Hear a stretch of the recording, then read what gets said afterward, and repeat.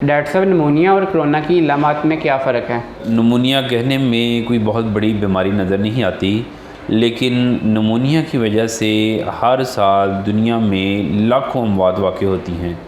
20 से 25 लाख अफराद जो है वो सिर्फ निमोनिया की वजह से मौत का शिकार होते हैं। फंगस है, बैक्टीरिया है या वायरस है, आपके फेफड़ों में चला जाता है और आपके फेफड़ों को अपसेट कर देता है, उसमें सोजिश की वजह बनता है। इस इन्फेक्शन को हम निमोनिया बोलते हैं। निमोनिया को हम डिफरेंट कैटेगरीज़ में डिवाइड कर सकते हैं।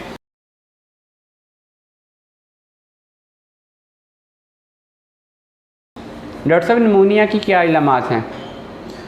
देखिए, निमोनिया बुनियादी तौर पे हम फेफड़ों की इन्फेक्शन को कहते हैं।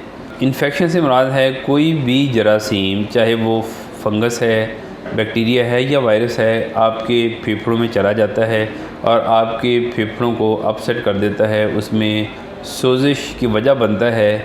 इस इन्फेक्शन को हम निमोनिया बोलते हैं और इसकी अलामत जो है उसमें खांसी, बुखार, इसके अलावा बलगम का होना। बलगम जो है वो खुश्क खांसी हो सकती है या बलगम भी हो सकती है। बलगम आम तौर पे निमोनिया के साथ जो आ रही होती है उसमें उसका कलर भी चेंज होता रहता है। कभी तो वो पीले रंग की बलगम आ सकती है, बलगम के साथ थोड़ा बहुत खून आ सकता है, या सब्ज़ रंग की बलगम भी आ सकती है। डॉक्टर साहब, निमोनिया क्यों और कैसे होता है? निमोनिया जो है उसके होने की वजह मुख्तलिफ जरासीम हैं। आम तौर पे तो ये बैक्टीरिया होते हैं जो निमोनिया काज करते हैं। निमोनिया को हम डिफरेंट कैटेगरीज़ में डिवाइड कर सकते हैं। जो सबसे कॉमन टाइप है वो कम्युनिटी एक्वायर्ड निमोनिया है, यानी ऐसा निमोनिया जो मुआशरे में रहते हुए घरों में मुकीम अफराद और अपने अपने जो कारोबार में घर में मसरूफ़ होते हैं, उन्हें जब निमोनिया होते हैं इसे हम कम्युनिटी एक्वायर्ड निमोनिया कहते हैं। इसके बैक्टीरिया जो है वो मुख्तलिफ होते हैं। दूसरा निमोनिया, जो लोग हस्पताल में दाखिल होते हैं किसी और बीमारी की वजह से, मिसाल के तौर पे उन्हें गर्दन तोड़ बुखार है या फालिज है या टाइफाइड बुखार है, वो हस्पताल में दाखिल हैं, तो हस्पताल में जो जरासीम होते हैं वो मुआशरे के जरासीम से ज़्यादा जहरीले और मुख्तलिफ होते हैं, तो इन्हें हम हॉस्पिटल एक्वायर्ड निमोनिया कहते हैं। इसी तरह निमोनिया की एक किस्म वो है जब अनकॉन्शियस पेशेंट यानी बेहोश पेशेंट बार बार उल्टी करता है, तो कैक करने की वजह से उसके मादे जो हैं वो उसके फेफड़ों में जाना शुरू कर देते हैं, तो उसकी वजह से जो निमोनिया होता है उसे हम एस्पिरेशन निमोनिया कहते हैं। यानी जो चीज़ उसने खाई पी होती है वो फेफड़ों में जाती है, उसके जरासीम जो है वो मुख्तलिफ नौइयत के होते हैं। इसी तरह बाज़ दफ़ा कुछ वायरसेस जो हैं वो निमोनिया काज करते हैं।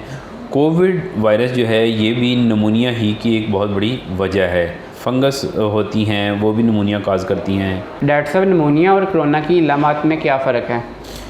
देखो, जैसे मैंने आपको बताया कि निमोनिया की मुख्तलिफ वजूहात हैं और कोरोना भी निमोनिया की एक वजह है। कोरोना की वजह से जो निमोनिया होगा उसकी अलामत भी तकरीबन वही होंगी, मिलती जुलती होंगी जो निमोनिया की दूसरी वजूहात की वजह से अलामत ज़ाहिर होती हैं। डॉक्टर साहब, निमोनिया किस हद तक ख़तरनाक साबित हो सकता है? देखिए, निमोनिया कहने में कोई बहुत बड़ी बीमारी नज़र नहीं आती, लेकिन निमोनिया की वजह से हर साल दुनिया में लाखों अमवात वाक़ होती हैं। एक मुताद अंदाजे के मुताबिक पिछले चंद सालों में हर साल 20 से 25 लाख अफराद जो है वो सिर्फ निमोनिया की वजह से मौत का शिकार होते हैं। इसलिए निमोनिया बिलखुसूस छोटे मासूम बच्चों में और ज़्यादा ज़ईफ़ अफराद के अंदर और ऐसे अफराद जिनमें दूसरे कई अमराज लाहिक होते हैं, जैसे शुगर, ब्लड प्रेशर, दिल के अमराज वगैरह लाहिक होते हैं, उनमें ये मौत की सबब बन सकता है। डॉक्टर साहब, निमोनिया से रिकवरी के चांसेस कितने % होते हैं? देखिए, निमोनिया से रिकवरी की चांसेस उसकी वजह के ऊपर मुनहसर होते हैं।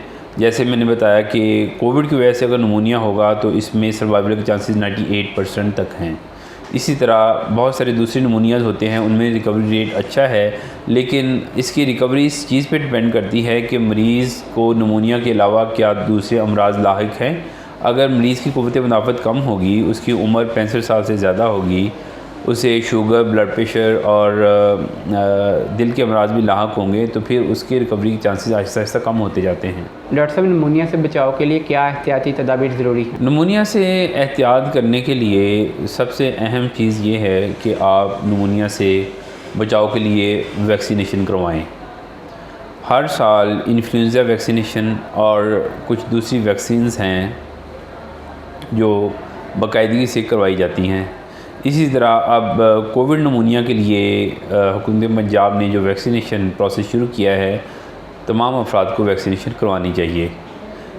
वैक्सीनेशन के अलावा निमोनिया से बचाव के लिए एहतियाती तदाबीर में जो ज़्यादा उम्र के अफराद हैं या जिन्हें और बहुत सारी दूसरी बीमारियाँ लाहक होती हैं, उन्हें निमोनिया के सीज़न में हस्पताल जाने से परहेज़ करना चाहिए, बड़ी गैदरिंग में जाने से परहेज़ करना चाहिए और ख़ुद को most of the time isolate रखना चाहिए। निमोनिया का आम सीज़न जो है वो अक्टूबर, नवंबर, दिसंबर, जनवरी और फरवरी के महीने हैं। डॉक्टर साहब, निमोनिया का ट्रीटमेंट क्या हो सकता है? देखिए, निमोनिया का ट्रीटमेंट जो है ये निमोनिया की वजह बनने वाले जरासीम के हिसाब से होगा। अगर किसी भी मरीज़ में निमोनिया की अलामत आना शुरू हो जाती हैं तो उसे फ़ौरी तौर पर मेडिकल स्पेशलिस्ट से या फेफड़ों के स्पेशलिस्ट से रब्ता करना चाहिए। डॉक्टर साहब मरीज़ की अलामत देखते हुए अगर बीमारी की शिद्दत ज़्यादा होगी तो मरीज़ को अस्पताल में दाखिल करेंगे, और अगर बीमारी की नोयत हल्की होगी तो मरीज़ को कुछ अद्वियात ख़ास तौर पे एंटीबायोटिक्स लिख के मरीज़ को घर जाने का मशवरा दे देते हैं। मरीज़ घर में भी इलाज कर सकता है, लेकिन अगर घर में दवाई लेने से शिद्दत में कमी नहीं आ रही तो मरीज़ को फ़ौरी तौर पे अस्पताल में दाखिल हो जाना चाहिए। बाज़ दफ़ा जब निमोनिया का मर्ज़ शिद्दत इख्तियार करता है तो मरीज़ को इंतहाई निगहदाश्त में दाखिल करने की ज़रूरत पेश आती है और बाज़ दफ़ा इन्हें वेंटिलेटर पे भी डालने की ज़रूरत पेश आ सकती है। इसलिए जो ही निमोनिया की अलामत आना शुरू हों, डॉक्टर से रुजू करने में देर नहीं करनी चाहिए।